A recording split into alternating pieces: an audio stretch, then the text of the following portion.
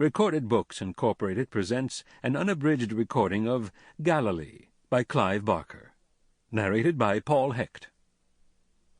This work is copyrighted 1998 by Clive Barker. This recording is copyrighted 1999 by Recorded Books, Incorporated. As rich as the Rockefellers, as powerful and glamorous as the Kennedys, the Gearys have held subtle sway over American life since the end of the Civil War. But they, like many successful dynasties, are a family with secrets, dark, terrible secrets. In reality, the Gearys are a family at war. And now, Galilee. Part 1. The Time Remaining. Chapter 1. 1. At the insistence of my stepmother, Cesarea Barbarossa, the house in which I presently sit was built so that it faces southeast.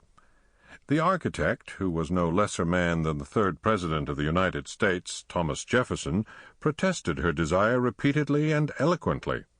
I have the letters in which he did so here on my desk. But she wouldn't be moved on the subject. The house was to look back towards her homeland, towards Africa, and he, as her employee, was to do as he was instructed. It's very plain, however, reading between the lines of her missives, I have those too, or at least copies of them, that he is far more than an architect for hire, and she to him more than a headstrong woman with a perverse desire to build a house in a swamp, in North Carolina, facing southeast.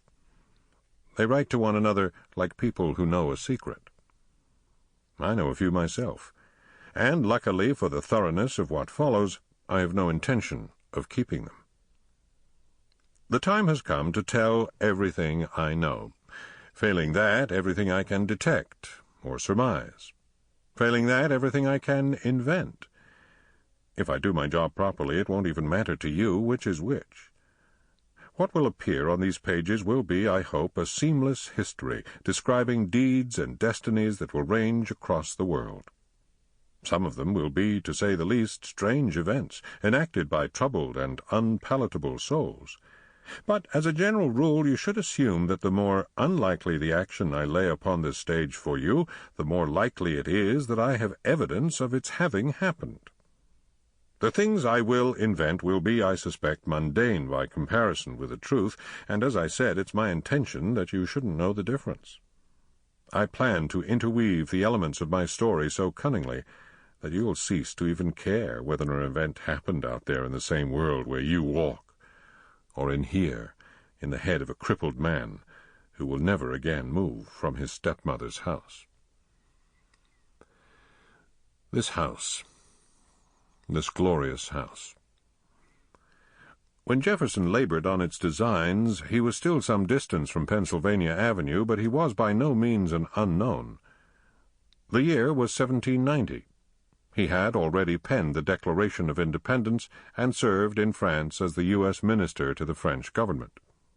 Great words had flowed from his pen, yet here he is taking time from his duties in Washington and from work in his own house to write long letters to my father's wife, in which the business of constructing this house and the nuances of his heart are exquisitely interlaced.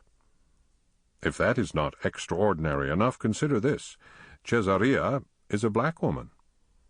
Jefferson, for all his democratic protestations, was the owner of some 200 slaves, so how much authority must she have had over him to be able to persuade him to labor for her as he did? It's a testament to her powers of enchantment, powers which, in this case, she exercised, as she was fond of saying, without the juju. In other words, in her dealings with Jefferson, she was simply, sweetly, even innocently human.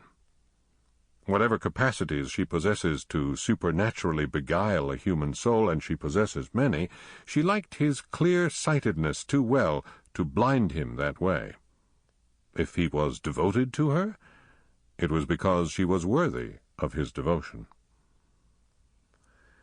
They called the house he built for her L'Enfant. Actually, I believe the full name was L'Enfant de Carolina. I can only speculate as to why they so named it. Sample complete. Ready to continue?